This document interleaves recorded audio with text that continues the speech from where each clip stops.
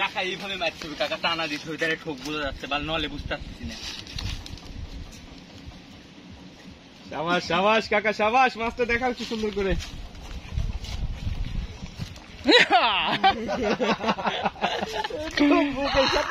বাবা ঠিক আছে ঠিক আছে। এটা তিরমুনি নদী, তিরমুনি ক্যালেন, নাটোর।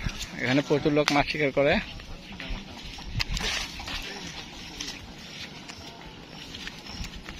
মধু একটা সেট দে, ছোট কালার সেট নাই আমাদের।